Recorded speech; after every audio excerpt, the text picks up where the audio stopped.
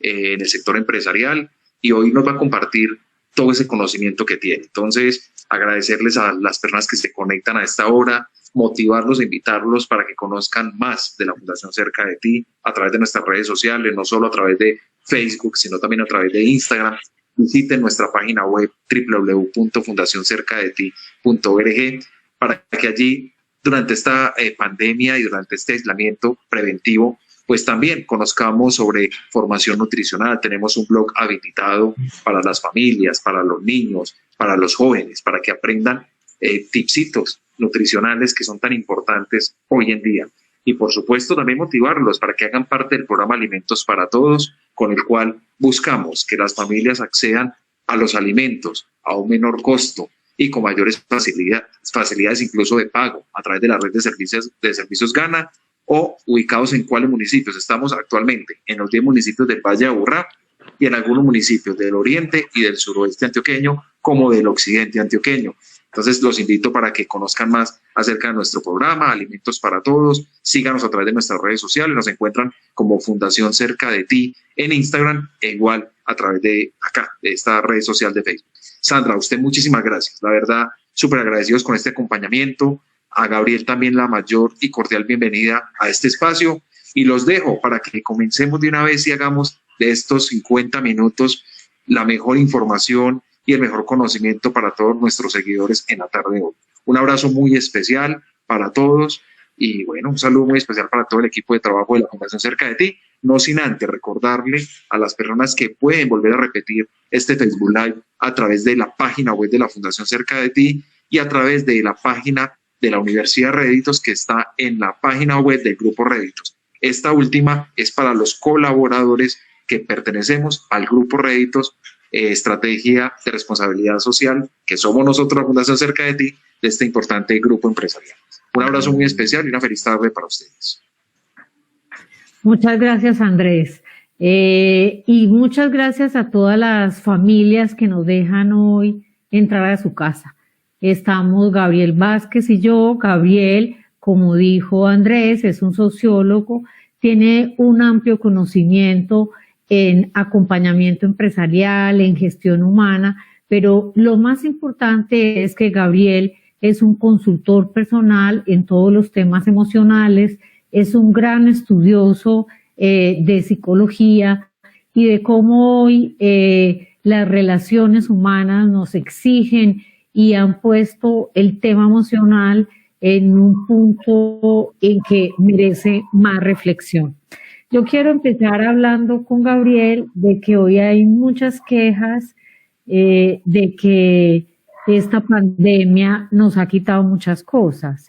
Hemos perdido quizás temas económicos, oportunidades de estar con otros, pero nos ha dado muchas emociones.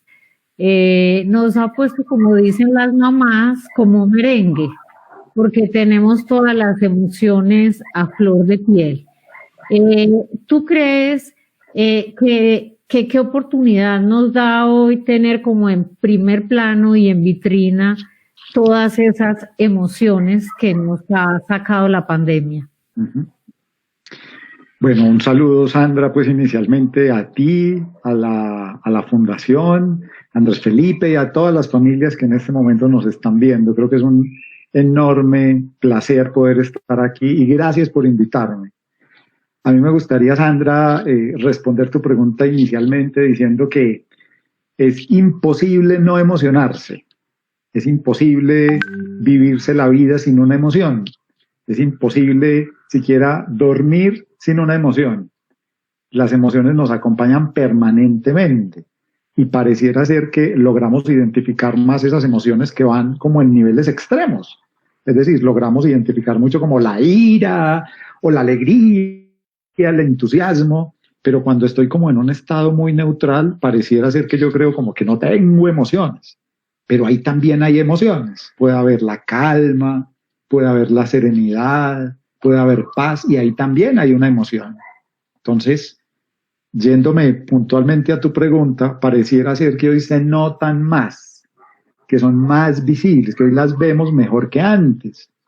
y diría que pueden haber varias razones. La primera es que las emociones nos han servido en la vida para adaptarnos, para elegir cosas, elegir estar en este web, en este live o no, elegir si algo me va a hacer daño o no.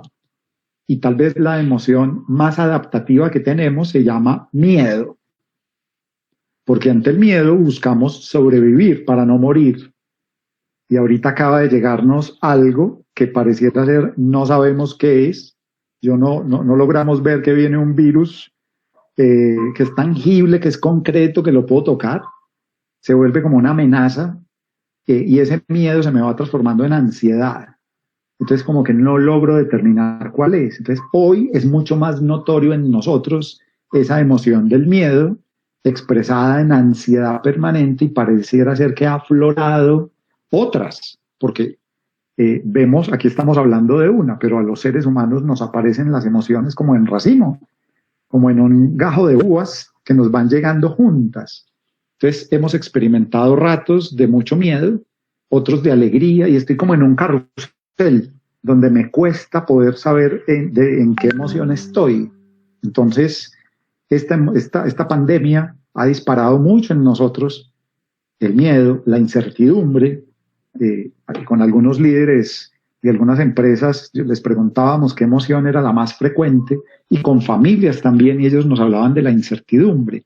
Entonces, como que en esos momentos de incertidumbre, yo no sé cómo resuelvo esto que me pasa, pero también nos descubrimos que yo también puedo estar feliz porque tengo al lado mi esposo, mi esposa, mis hijos, y antes no podíamos estar juntos. Entonces, como que todo eso se mezcla y hoy es más visible y más notorio esta exposición a la emoción. Pero lo cierto es que todo el tiempo, sin pandemia, hemos experimentado emociones. Así esa emoción se llame apatía o desinterés, esa es una emoción. Bueno, estamos en las casas y hoy seguramente muchos de los que nos acompañan están también en su casa, que la han vuelto una oficina, que la han vuelto un colegio, que la han vuelto un gimnasio.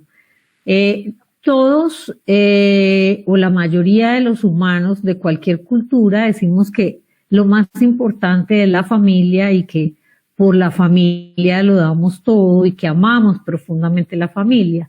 Pero hoy nos encontramos con que este encierro ha hecho que en la familia nos violentemos. Entonces, ¿qué es lo que pasa? Que con tanto amor, yo a la vez acudo a la violencia. No soy capaz de expresar el amor y resolver las cosas que el amor implica en el relacionamiento y termino en el otro extremo, que es la violencia. Pues Sandra, es una pregunta de una profundidad enorme y probablemente vaya a dejar algunos elementos por fuera, pero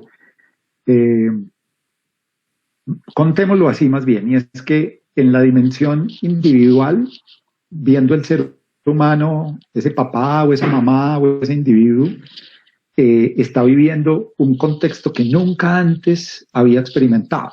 ¿Cuándo fue la última vez que tú o yo o los que están viendo el Facebook Live pasamos por una pandemia? Entonces, no nos había tocado. Entonces, como individuos, estamos tratando de identificar frente a esa situación de incertidumbre cómo resuelvo esto que me pasa. Y creo que lo vemos en animales. Cuando tú encierras un perro o un gato, este animal busca rápidamente encontrar un lugar en el que se sienta seguro, en el que se sienta cómodo. Entonces, como individuos, estamos tratando de saber qué nos pasa, qué me ocurre.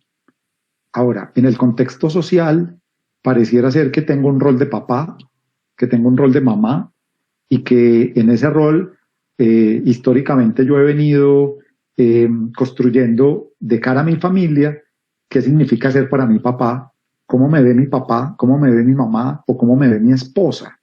Entonces, es indudable que se complejice si yo no tengo claro dónde estoy, cómo hago para saber el otro dónde está. Entonces, lo expresaban estos días de cara a los líderes, y esto ha generado y nos ha mostrado lo mejor de los líderes y lo peor de los líderes. Y esto, llevado al contexto de la familia, está mostrando lo mejor del papá o de la mamá, pero también lo peor. Entonces, hemos identificado papás o mamás que han logrado ser bondadosos, cariñosos, afectivos, que han, digamos, sacado toda su capacidad de ternura. Esa es la emoción de la ternura, que acompaña, cuida, que además es capaz de ser empática o empático, que evalúa qué le ocurre y qué le pasa. Pero también, si en mi historia personal y en mi contexto familiar no he logrado construir acuerdos, no he logrado comunicarme con el otro, no he logrado saber por qué al otro le importa lo que le importa, si me ha costado resolver conflictos, esto ha acentuado esa situación. Entonces, dale. Pero ahí te interrumpo con una cosa. Sí. Listo, estamos en el ámbito primero del individuo. Sí. Yo estoy enfrentada a esto. Luego hablamos de los que me acompañan en ese hogar. Yo puedo tener un carácter más suave, ser más pacífica, ser más empática, como lo llamas, pero puede que me haya cogido esta carrera un poco débil y me ofusco rápido, grito, no tengo músculo para la carrera que me toca. Entonces, si empiezo por reconocer que no estaba preparada y que tengo muchas cosas que hacer, pero hablemos de esa primera miradita en el espejo, de saber con qué equipaje me cogió este viaje y qué hago cuando el equipaje está un poco, vinimos a tierra fría y me vine con una ropa un poco vaporosa. Claro. ¿Qué puede ser? Claro, Sandra, y me encanta que me lleves allá, a esa pregunta, y es que en este contexto emocional, el prerequisito que necesitamos desarrollar, y este es un gran momento para eso, es algo que se llama autoconciencia emocional. Y es que yo sea capaz de darme cuenta en qué emoción estoy. Típicamente nos preguntan, hey, ¿cómo estás? Y siempre terminamos diciendo bien, mal o regular. ¿Sí? Nuestro lenguaje emocional es tremendamente pobre. De ahí no logramos avanzar, y ese lenguaje es la evidencia del reconocimiento que hago de yo cómo me siento, yo cómo me percibo. Entonces, este instante es un buen momento para eso. Por eso me gustaría hablar como de 5 emociones básicas que eleven en mí esa autoconciencia. Entonces, cada emoción me predispone de manera distinta. Y hablemos de cada una entonces. Y es cuando yo juzgo que algo es injusto, que algo está por encima de mis capacidades. Y yo creo que eso no debería ser así. Esa emoción se llama rabia y va a llevarme a que yo restablezca la justicia. Probablemente me va a llegar a castigar. Entonces, tú y yo no elegimos la pandemia. Y si es injusto que me haya tenido, si tuve que irme a casa y mi esposa me habla como me habla y eso me parece injusto, aparecerá en mí la rabia. Y la rabia puede ser molestia, pero también puede ser ira. Entonces, la violencia la notamos mucho en la ira, pero también la podemos notar de manera verbal cuando yo humillo al otro. Entonces, ¿será que lo que me está pasando es que esto es injusto y por eso aparece en mí la rabia? Vámonos a la segunda emoción. Si juzgo que perdí algo, ese algo que perdí está en el pasado, es que perdí mi empleo, perdí la capacidad de ver a mi familia, perdí mis ingresos. Esa emoción se llama tristeza. Y en la tristeza lo que yo hago es evaluar lo que me ocurrió. Y como que a los colombianos particularmente no nos gusta la tristeza. Nos gusta más la rumba y la fiesta y esto. Y le decimos al otro, mira, no te sientas triste. Pero lo cierto es que la tristeza tiene el valor de acompañarnos a evaluar lo que nos ocurrió, a determinar de que sí soy capaz, de que no. Y yo creo que a ti y todo lo que nos están viendo, nos ha ocurrido que cuando permitimos escuchar esa tristeza y hablar de lo que nos pasa, logramos entender de que sí soy capaz y seguir. Pero cuando yo no escucho la tristeza, esa pérdida se me queda ahí. Perdí mi empleo, ¿sí? O no pude visitar a mi esposa, no sé. Ya llevamos 2, vamos a la... Nos vamos a la tercera. La tercera emoción aparece cuando yo juzgo que algo que hay en el futuro pone en riesgo mi supervivencia, me amenaza, y yo siento que las capacidades que tengo yo o los recursos en general no logran resolver eso que viene en el futuro. Esa emoción se llama miedo. Y en el miedo, pues yo puedo dudar. Y es, Sandra, ¿será que sí debemos hacer esto? ¿Será que esto sí estará bien? ¿Será que sí estoy siendo un buen papá? Pero también puede llegar en un tono superior, como depresión, como en una melancolía altísima. Y esta es una emoción, mientras que la rabia me pone muy energético, mientras que el miedo me da cierta energía para huir o para paralizarme, la tristeza me quita energía. Entonces por eso es que nos vamos a la cama y sentimos que no queremos hablar con el otro y no logramos responder al otro. Entonces ya llevamos 3. Hay una cuarta emoción, y esta cuarta emoción me aparece cuando yo quiero celebrar, cuando yo quiero unirme a los otros y decir, oye, esto como estuvo de chévere, ¿sí? Qué bueno que estamos juntos. Cuando yo quiero celebrar y continuar los planes, esa emoción se llama alegría. Y en la alegría yo puedo estar un poco jovial, pero también puedo estar muy eufórico. Y los colombianos tendemos a estar muy eufóricos, muchísimo. Entonces, pareciera ser que la alegría nos ayudaba a sostenernos, pero cuando yo escucho mucho mi alegría, pero muy poco mi tristeza, pues no estoy aprendiendo, porque la tristeza me ayuda a aprender. Pero necesito también celebrar lo que sí estamos pudiendo hacer. Y en los contextos familiares, Sandra, donde aparece mucho la violencia, no celebramos, no se celebra. Y la celebración no tiene que ser una rumba. La celebración es decirle al otro, gracias por lo que hiciste por mí. Entonces, esa alegría puede llegar en forma de gratitud. La gratitud es una expresión de la alegría. Y vámonos a la última emoción. Y en esta última emoción es cuando yo quiero cuidar al otro. Y desde ese cuidado yo lo acompaño. Y esa emoción se llama ternura. Y la ternura, en la pandemia particularmente, yo puedo vivirme la pandemia desde el miedo, y entonces no salgo a la calle, ¿cierto? No quiero que nadie me toque, no quiero que siquiera me hablen, pero también la puedo vivir desde la ternura, y es, yo te quiero cuidar y por eso te pido que uses el tapabocas, por eso quiero que uses el gel antibacterial, y por eso quiero que conversemos y hablemos de lo que nos pasa. Entonces, esas 5 emociones que ya acabamos de mencionar nos predisponen distinto, y, ¿por qué no?, culturalmente, en hombres y en mujeres, en los contextos culturales, pues nos pueden aparecer diferentes. Entonces, el ejemplo típico es cuando a un hombre en el mundo masculino enfrenta una pérdida, típicamente el hombre no muestra que pierde, porque como que no nos han educado a perder. Por el contrario, tenemos que aparecer bien machos, ¿cierto? Y bien valientes para decir que sí soy capaz. Pero eso no quiere decir que el hombre no esté sintiendo la pérdida, solo que no la expresamos. Bueno, ya vamos a hablar de los temas culturales que tienen que ver mucho con la emocionalidad. No somos lo mismo los colombianos que los orientales ni los europeos. Hablabas de 5 emociones.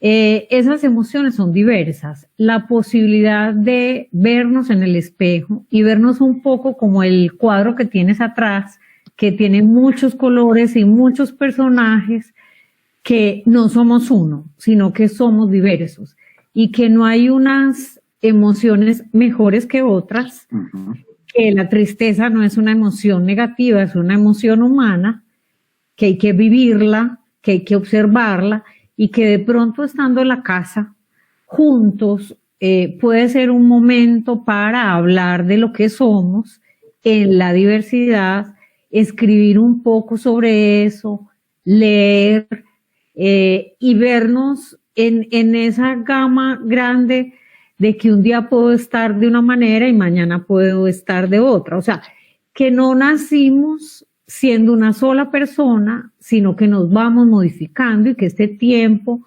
nos puede permitir modificarnos, nos puede permitir derrumbarnos un poco y decir, tengo miedo.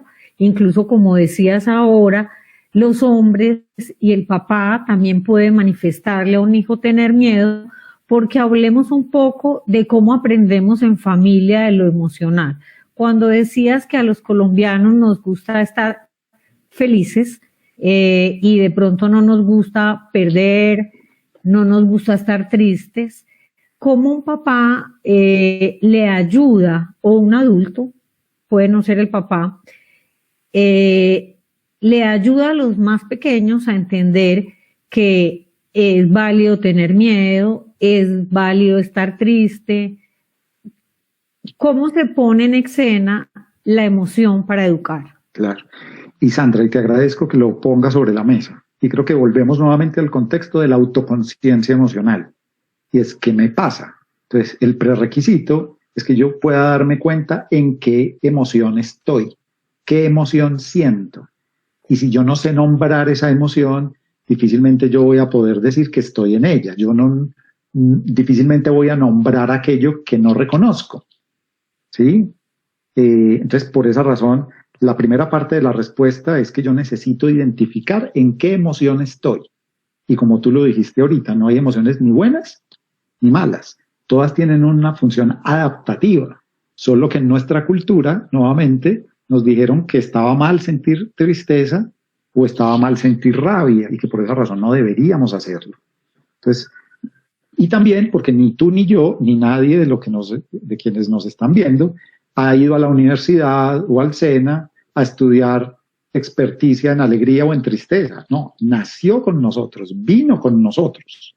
Entonces, como seres humanos tenemos la capacidad de sentir la emoción, pero en el camino de aprendizaje en casa y en la escuela, fuimos aprendiendo que estaba mal expresarla, e inclusive hasta sentirla.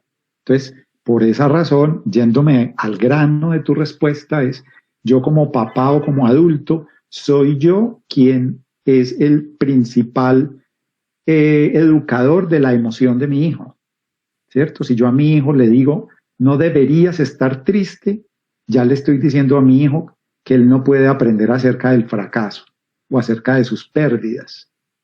Entonces, por esa razón, yo adulto soy el primero que debo preguntarme en qué emoción estoy, qué emoción siento, porque si no lo hago y no lo identifico, difícilmente voy a poder identificar esa emoción en el otro. Entonces, lo bonito de la educación emocional es que el principal maestro soy yo mismo. ¿Sí? Difícilmente, además, voy a exigirle al otro que me exprese su emoción si yo no logro ver en mí la que siento yo. Entonces, por eso me devuelvo un poco, entregar esas 5 emociones básicas para que yo identifique, ¿será que esto es injusto? ¿Será que estoy viviendo una pérdida? ¿Será que quiero celebrar? ¿Será que quiero cuidar y proteger para que esto me dé la guía y que yo pueda verla en mí? Ahora, si tú y yo vamos a ver una película o a un concierto, puede ser que a la salida tú digas, Gabriel, qué película tan buena.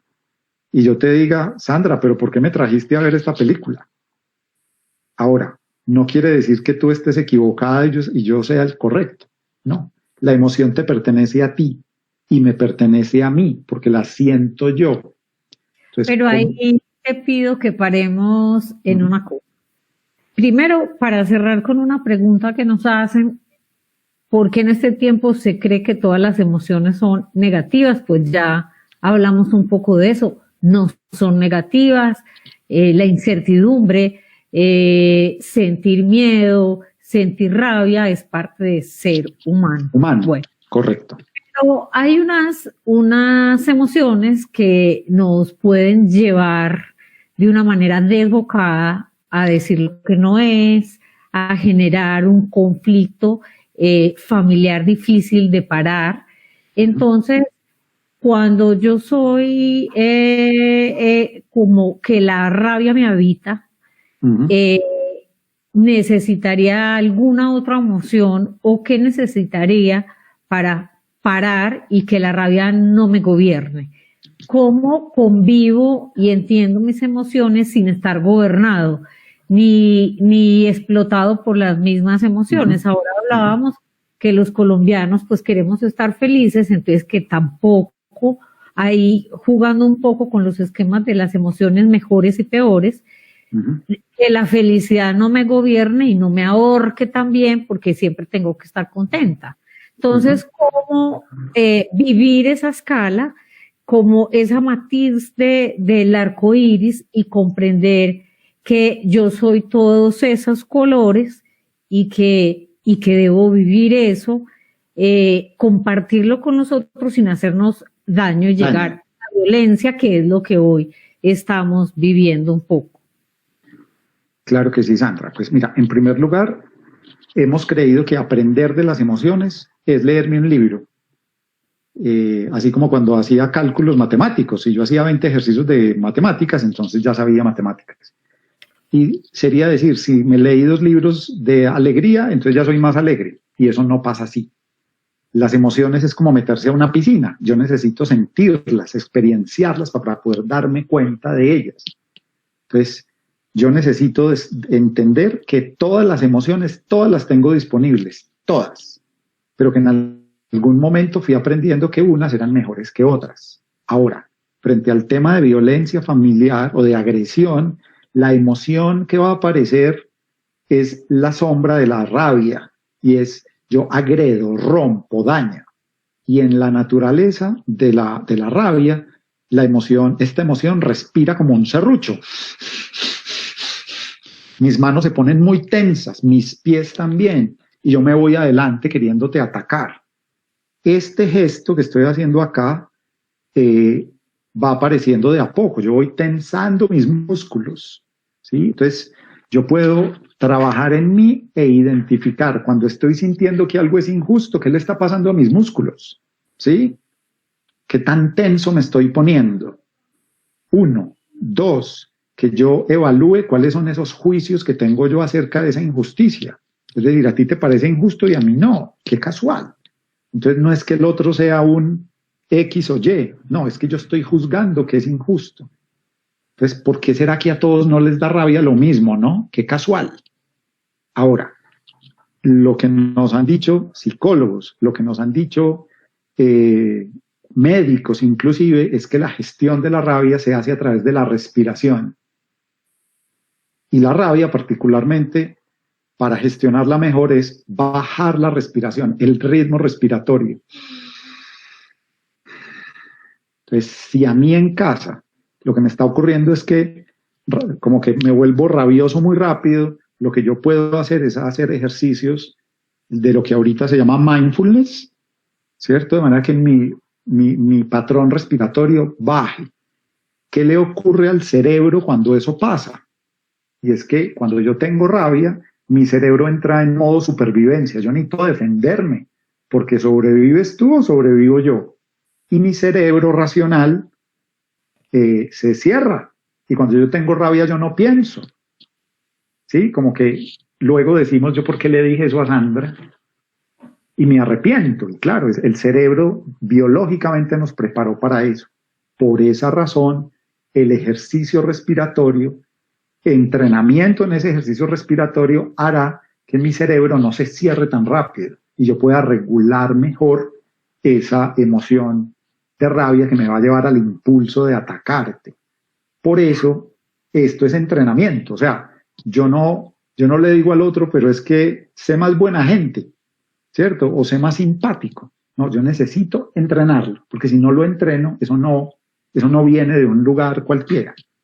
Bueno, ahí tendríamos que hablar de un aprendizaje y una educación, que ya vamos a hablar de eso, porque si hoy estamos en la casa se volvió la escuela, el colegio, ahí hay una porción que ya vamos a llegar allá. Pero antes hablabas de los juicios. A mí me parece muy interesante hablar de los juicios en 2 sentidos. En uno, en las familias hay un hijo ordenado, hay un hijo juicioso, hay un hermano desordenado, indisciplinado, y muchas veces uno oye una familia con un bebé y dice, es que él toda la vida ha sido ofuscado, pero el bebé no tiene sino 1 año, o sea, tiene una historia de 1 año y ya le dijeron toda la vida. Entonces, ¿cómo reflexionar un poco sobre esas etiquetas familiares en primer lugar y en segundo lugar los juicios y prejuicios que tenemos tantos? Por ejemplo, los paisas en general tenemos demasiados dichos que nos hacen vivir con unas etiquetas y con unos mandatos que no son realmente verdad, pero vivimos como con un guión, que fuéramos de una obra de teatro y no nos pudiéramos salir de ese guión. Ujú. ¿Cómo moldear un poco eso, bajarle al lenguaje de las etiquetas y entender que estamos aquí solitos en la casa y que el desordenado mañana puede organizar un poquito las cosas Ujú. y le damos otra oportunidad? Ujú. Sandra, también tu pregunta es de una profundidad enorme, porque por varias razones, y voy a empezar por lo que creo que es básico, y es que es imposible que nos vivamos la vida sin juicios. Es decir, necesitamos juicios para poder saber lo que nos gusta de lo que no, lo que nos agrada de lo que no. Este contexto de juicio se parece mucho a una creencia. O sea, el ser humano necesita creer en algo, porque ese juicio y esa creencia le permite tomar decisiones, hacer elecciones. Ahora, ¿con qué juicios vivo yo? ¿Con qué creencias vivo yo? Entonces, algunas nos pueden ayudar mucho. Vivir en Medellín es rico y yo creo que nos encanta ese juicio y esa creencia. Ahora, es que tú eres muy desordenada. Ese juicio puede ser que nos haga tremendo daño, porque cuando yo emito ese juicio, por un lado ese juicio habla más de mí que de ti. Ese juicio está diciendo que a mí me gustan ciertas cosas, ¿sí? Ahora, ¿cuáles son los hechos que demuestren que tú eres ordenada o no? Que tú seas mal genio o no. Hay veces emitimos juicios y no tenemos hechos que confirman que eso es así. O estoy confirmando un juicio con otro juicio. Ah, es que ella es muy desordenada. ¿Y por qué crees que es desordenada? Ah, porque es que no arregla la habitación como a mí me gusta. Ah, pero es que ese es otro juicio. Entonces, nos volvemos unas máquinas permanentes de juicios. Y esos juicios viven cargados de emociones. Entonces, cuando te digo que eres desordenada y a eso le sumo la rabia, probablemente estoy usando esa expresión como castigo para dañarte, para agredirte, o por qué no para llamarte la atención y decirte por qué no me ves, que es que yo quiero que me mires también, te estoy reclamando esto. Entonces, detrás de esos juicios también hay unos mensajes grandes. La gran amenaza del juicio es que yo podría estar poniéndole una etiqueta al otro que se vuelve en un castigo de tal tamaño que le está impidiendo que aprenda otra manera de ser o de hacer. Por esa razón, así como lo hicimos con los juicios, de cara a la autoconciencia emocional, yo podría trabajar en mi autoconciencia de cara a mis juicios. ¿Cómo aprendí yo que era importante ser ordenada? ¿Cómo aprendí yo que era importante gritar o no, hablar duro o no? Entonces, esa conversación también la puedo tener en el contexto familiar, porque ese juicio no es inocente, Sandra.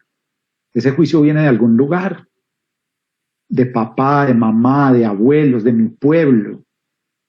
Entonces, en la vida yo me merezco reevaluar, como nos ha tocado en esta pandemia, reevaluar esos juicios, y han aparecido juicios nuevos. Entonces, sería en esta pregunta es a invitar a cada uno a que, ¿por qué no?, escriba en una hoja cuáles son los juicios que yo tengo de mí, cuáles son los juicios que yo tengo de mi familia, y por qué no, en una conversación más amplia, que cada persona de la familia haga ese mismo ejercicio para que juntos encuentren cómo fue que aprendieron eso. Y yo no le ponga una etiqueta al otro donde lo esté dañando de tal manera que no le impida aprender otras maneras de ser. Tenemos una pregunta que nos dice que si las emociones positivas se tramitan de la misma manera que las negativas. Yo quiero insistir en que emociones negativas y emociones positivas no hay, porque si seguimos creyendo eso, por ejemplo, la nostalgia, sentir nostalgia y sentir tristeza, pongamos la tristeza que es un poco más, tiene menos buena reputación.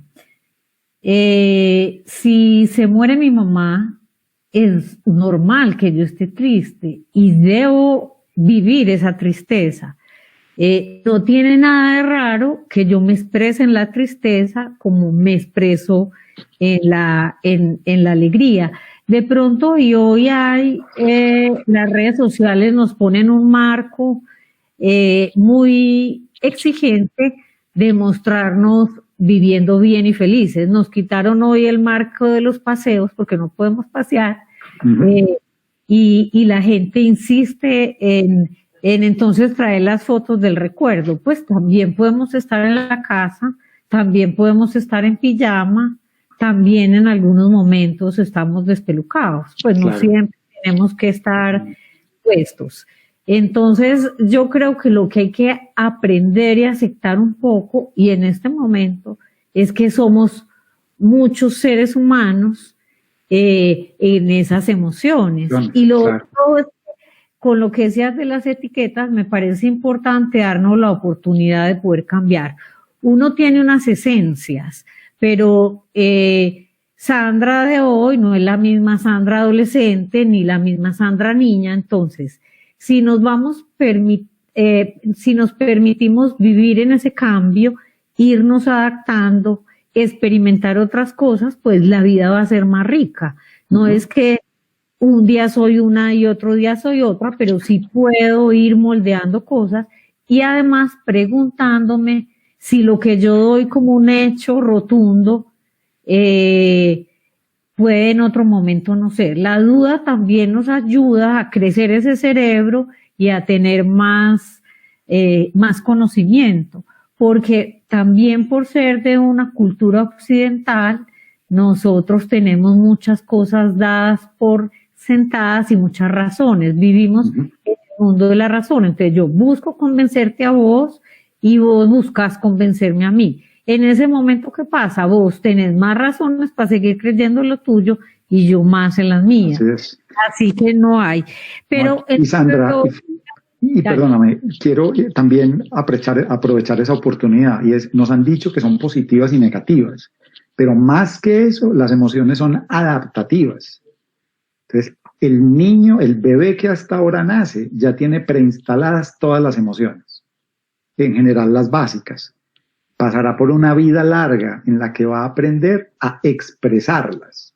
Entonces, todos sentimos todas las emociones. Lo que hemos aprendido cultural y socialmente es a expresar unas más que otras. Y ahí es donde nos vamos enredando en el camino. Y segundo, es más cómodo hablar de emociones placenteras y displacenteras también. Esa es otra clasificación. Y si me permites, yo rápidamente voy a mostrar esta imagen que lo puede ilustrar un poco.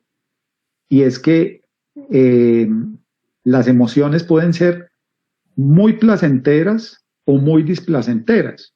Y las emociones pueden tener baja energía o mucha energía. Entonces, la emoción que es muy placentera y que tiene una alta energía, aquí está la euforia, el frenesí, la felicidad, el alborozo, la diversión. Pero aquellas que son totalmente displacenteras, que no nos gustan, como que no nos agradan y nos quitan energía, ahí está la culpa, el pesimismo, el hastío, la desolación, ¿sí? Y aún así, yo voy a dejar de compartir para no quedarnos aquí mucho rato, y aún así, todas esas emociones las necesitamos, todas. ¿Qué pasaría si a esta hora hay una amenaza en tu casa, hay un incendio, o hay algo que amenaza tu vivienda y tú no tienes disponible una emoción que te permita pedir ayuda? Esa emoción es miedo. Sí. Bueno, ahí hay una cosa que va en la línea de lo que estamos conversando, y es el tema de los roles en cada familia y el tema de los acuerdos. O sea, cada uno debe asumir el rol que le corresponde, pero también unos acuerdos para la convivencia. Y no nos podemos, como yo no soy solo emociones, o sea, hoy estoy súper triste y entonces que todo el mundo entienda que yo estoy súper triste porque tú puedes estar en otra condición. ¿Cómo hablar un poco de eso? Entre los roles y los acuerdos para la convivencia. Pues Sandra, hay que decir primero que la emoción no está divorciada de la razón.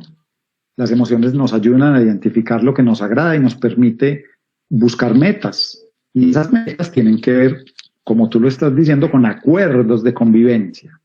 Entonces yo en principio diría, viniendo de la autoconciencia emocional, ¿desde qué emoción estamos para construir estos acuerdos? Si estamos sintiendo que ya en principio construir un acuerdo es injusto, va a ser muy complejo seguir. Necesitaríamos revisar de dónde aparecen esas injusticias. Las emociones que más nos pueden ayudar a construir esos acuerdos, por un lado será la alegría, y es primero qué es lo que nos une. O sea, antes de ir a mirar las diferencias, miremos qué es eso que nos une, qué es eso en lo que sí estamos de acuerdo. ¿Sí? Nuestra cultura particularmente es muy fuerte en mirar lo que nos falta y no en lo que sí tenemos. Yo pues los quiero invitar a que arranquemos desde lo que sí hay, ¿cierto? Sería lo primero. Lo segundo es comprender que las emociones son explicaciones. Las emociones vienen atadas a razones. Y yo necesito encontrar y descubrir y comprender que el otro tiene su propia historia, tiene su propia visión, tiene su propio observador. Y juntos podemos construir visiones distintas. Tercero, los invitaría a construir a futuro cuál es la familia que ustedes se imaginan. O sea, ¿qué es lo que debería pasar en los próximos 5 años en ustedes como familia, de manera que ustedes se sientan orgullosos? ¿Qué es eso que debería ocurrir? ¿Cuáles serían esas acciones? ¿Cuáles deberían ser esos acuerdos? Que sean acuerdos del futuro, sin claramente omitir lo que hay en el pasado. Yo necesito también traer un poquitito de reflexión. Esa reflexión es la tristeza. ¿Qué hemos hecho bien? ¿De qué nos hemos perdido? ¿Qué quisiéramos dejar de hacer que ahora no nos está funcionando? Para poder avanzar. O sea, al final sí necesitamos todas las emociones. Yo quiero aquí un poco representar eso, cómo puede hacerse. Y voy a pasar por distintas emociones, como si tú fueras mi esposa, ¿no? Y es, Sandra, no me gustó eso que dijiste. Eso es rabia. Porque ¿sabes qué? Si seguimos así, yo no sé si este matrimonio en el futuro pueda seguir bien. Eso es miedo. Siento que ya no me hablas como me hablabas antes. Eso es tristeza. Cuéntame, Sandra, qué necesitas de mí para que sigamos construyendo este matrimonio. Eso se llama ternura. Entonces yo puedo, en mi conversación, traer todo este kit que la vida nos ha regalado para construir, para gestionar las emociones, para que nos ayude a construir acuerdos. Bueno, nos conectamos con quienes nos están viendo, les recordamos que esta charla hace parte del programa de formación que tiene la Fundación Cerca de Ti del Grupo Réditos. En su línea de responsabilidad social trabaja el tema literario, el tema de las emociones y otros temas que vamos a seguir tratando en estos espacios. Hoy estamos hablando de emociones y no podemos dejar de lado de hablar de la literatura, pues porque estamos guiados aquí por Ratón de Biblioteca, que su tarea es hablar de la literatura. Y a veces en esos momentos de ofuscación, de tristeza, de nostalgia, echar mano de un cuento, echar mano de una poesía, buscar esas palabras que nosotros no sabemos cómo decirle al otro, pues ahí está. También es importante comprender esto de que las emociones no son mejor ni peor, porque cuántos escritores han sido hombres tristes, mujeres nostálgicas, que la creatividad también se hace en esos momentos, no de la super euforia, sino en esos emociones un poquito más bajitas. ¿Por qué en esos días que estamos bajitos no escribimos, no dibujamos, no cogemos un barrito y amasamos para encontrarnos en silencio con nosotros? Bueno, también de eso que vos decías, cuando la casa está un poco loca, todos estamos con las emociones muy altas, queriendo pelear, queriendo sacarnos los trapos sucios de yo no sé cuántos años atrás. Si vos decís, respiremos, pero también volvamos como a lo fundamental de por qué estamos aquí juntos, quiénes somos y y volvemos a eso. Si yo lo que más quiero es mi familia, cómo pienso un poquito en cómo le expreso a la familia el amor, porque también en la cultura colombiana las grandes expresiones de amor son expresiones muy eufóricas y de mucha violencia. Con tristeza debemos decir, los días más violentos son el Día del Padre, el Día de la Madre, y ya viene el Día del Padre. Entonces, ¿cómo vamos a enfrentar ese momento para expresar el amor por el papá, para expresar las diferencias que tengamos con ese papá o con los hermanos que quieren el papá diferente? También creo que ahí habría que hacer un llamado a que cerremos un ratico los ojos y pensemos cómo expresamos cada emoción de esas que está apareciendo, y en este momento, pues que la vida nos ha dado tiempo para ver tanta emocionalidad, pues que cojamos un espejito y nos entendamos un poco individualmente. No tenemos que salir a contarle a nadie las múltiples furias que tenemos. Pero como estamos en la casa, y repito, vino el colegio lleno de tareas, los bebés que iban al jardín ya están en la casa y la mamá los tiene que acompañar. Pensemos un poco en cómo educar emocionalmente. No vamos a educar en álgebra, no vamos a educar en la conjugación de los verbos, sino en las emociones. Tenemos que resolver muchas cosas, pequeñas y grandes. Cómo a esos niños y niñas, los adultos, les enseñamos a resolver pequeñas cosas. Cosas como la conexión al computador, cosas como escuchar. ¿Cómo aprovechamos este momento educativo para hablar de la educación, de las emociones, que es una cosa que no aparece mucho en nuestro medio? Sandra, yo creo, frente a la pregunta, y es que durante mi historia como papá o mamá, he sido uno de los mayores educadores de la inteligencia emocional de mi hijo. Sea que haya sido consciente o no, ya lo he hecho. Ahora, ¿cómo lo he hecho? ¿He ganado el año o no? Entonces, ¿cómo pudiese ganar el año? No, vuelvo y conecto. Autoconciencia emocional. ¿Cómo me estoy sintiendo yo para poder experienciar esa emoción? Y lo que en emociones decimos legitimar la emoción. Legitimar es aceptar que tengo rabia, que tengo tristeza. Y yo no peleé con eso. Ahora, cómo la quiero expresar es otra cosa. Pero si yo no legitimo la emoción, difícilmente voy a permitir verla en el otro. Segundo, con ese niño, lo que yo puedo hacer es preguntarle a mi hijo, ¿cómo te sientes? Dime cómo te sientes.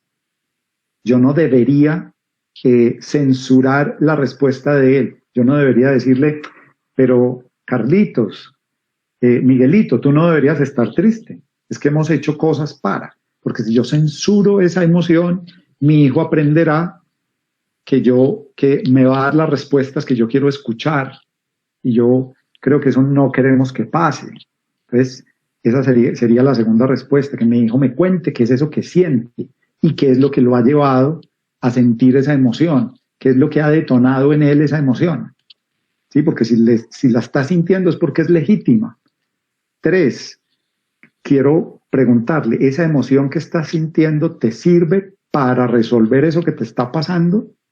Entonces, como estoy legitimando la emoción, lo que sigue es que él también pueda continuar visitando otras emociones, porque la vida no es que yo me quede todo el tiempo triste, ni todo el tiempo alegre, ni todo el tiempo rabioso. Entonces, si tuve una frustración en mi colegio, porque mi profesor me regañó, me dijo algo que yo no quería, la rabia particularmente, yo necesito expresar esa injusticia y que la injusticia sea escuchada. Ahora, para la clase que tienes mañana, ¿esa rabia te sirve? Probablemente no. Entonces, ¿qué emoción necesitas? La necesito más bien es alegría, apertura, otras emociones. Entonces, por esa razón, esas 3, 4 condiciones o etapas que he mencionado pueden ayudarte. Ahora, yo puedo promover a nivel familiar que conversemos acerca de lo que sentimos y hacer exactamente el mismo ejercicio. Puedo construir también un diario emocional. Esto funciona muy bien en muchas personas y en muchas familias. Ampliar el lenguaje emocional, que yo pase de bien regular más o menos a empezar a entender qué es la frustración, qué es el hastío, o sea, que yo pueda ampliar ese lenguaje y que, ¿por qué no?, también entienda esa emoción que me está permitiendo y que no, sabiendo que, como ya dijimos, no hay ni buenas ni malas, todas me permiten resolver algo. Y se me puede quedar esta, que yo identifique qué emociones no me gustan, qué emociones como que pongo a un ladito, porque probablemente ahí está mi mayor espacio de aprendizaje. Y que yo pueda identificar quién puede ser mi maestro, ¿cierto? Un maestro de verdad de la escuela, del colegio, un familiar. ¿Será él el que me puede enseñar a experienciar esa emoción? 2 cosas quiero que hablemos antes de que se nos acabe el tiempo. Una es la gente que hoy llaman tóxica. Hay personas que se quejan y yo personalmente digo que la queja es muy importante, porque si a mí me tallan los zapatos, me quejo, hago conciencia de que es que me está doliendo y me puedo quitar los zapatos. Entonces, tampoco vivimos en el mar de la felicidad y de el mundo rosado, en que no pasa nada y vemos las cosas con gafas rosadas, sino que problematizar y comprender, por ejemplo, que un chico que no cumple con el horario de su familia y llega todos los días tarde, o un chico que no cumple con unos deberes domésticos básicos, que nos hemos distribuido el trabajo de la casa y a ti te toca barrer y a mí me toca trapear, pero como tú no barres, yo no puedo trapear, entonces la cosa se nos descoordina. ¿Cómo comprender y trabajar que hay cosas que no están debidas y que hay que expresarlas en la molestia, en la inquietud, hablar de las responsabilidades y no marcartizar que quien señala algunas cosas que no están de acuerdo no es alguien negativo, sino que las personas críticas también las necesitamos para transformar momentos. Así es. Los momentos en que la humanidad ha dado saltos es porque ha visto que ahí había una injusticia y que había que romperla. Sandra, quiero responder con una frase que se le atribuye a Aristóteles. Y él decía, ponerse furioso es muy fácil, pero ponerse furioso por el motivo correcto, por la razón correcta, en la intensidad correcta, con la persona correcta, eso es lo que no es fácil. Entonces, esta frase de Aristóteles quiere decir que la gestión emocional es lo que necesitamos aprender, porque creemos que ponerme demasiado rabioso es lo que es la expresión emocional, y expresar una emoción o expresar esa inconformidad es decirte, Sandra, esto no me gustó, yo no estoy de acuerdo, y con eso no te agredí, no te dañé, pero te estoy mostrando lo que yo también quiero, es lo que ahorita se llama asertividad. Entonces necesitamos ser... Es como que las emociones las actuamos, como un personaje extremo del teatro, y si nos miramos un poquito, decimos, listo, tengo derecho a todas, pero no tengo que sobreactuarme. Ahí claro. Hay una cosa que quiero que precisemos, hay personas que dicen, es que yo soy brava, me aguantan brava aquí y en Cafarnaún. Así es, ustedes verán qué hacen con eso. ¿Cómo, por ejemplo, cuando un niño empiezan a decirle usted es bravo y ya es una persona de 40 años en un trabajo que nadie se lo aguanta y que puede perder el trabajo y no volver a conseguir trabajo porque él dice así me aguantan? Esa frase tan nuestra de así nací y así soy, que nos cierra como yo no puedo cambiar, como si uno fuera una caja fuerte. hablemos un poco de eso, porque cuántas oportunidades se pierde el que dice, así soy, así me quedé. Claro. Sandra, como lo mencionábamos hace algún rato, yo creo que esas etiquetas son condenas, ¿sí? Y voy a poner un ejemplo de la vida real, y es una mamá le decía a su hijo, tú eres muy inteligente, es que más inteligente que tú no hay nadie más. Este niño, que fue un caso real, fue aprendiendo en la vida, y era un elogio precioso de la mamá, con la mejor de las intenciones. Este niño aprendió que no podía fallar, que no podía equivocarse, porque no podía estar por debajo de las expectativas de su mamá. Entonces, una etiqueta que yo le agrego a este niño, pues terminó siendo para él una tragedia, porque ese niño no sabía perder. Ese niño ya adulto no sabía perder. Es distinto que yo le diga a mi hijo, yo te juzgo inteligente, yo no sé el resto, ¿cierto? Pero eso me pertenece a mí. Ahora, tú también, ¿cómo te estás viendo? O en algunos momentos lo logras, en otros no lo logras, y que yo lo pueda mostrar con hechos.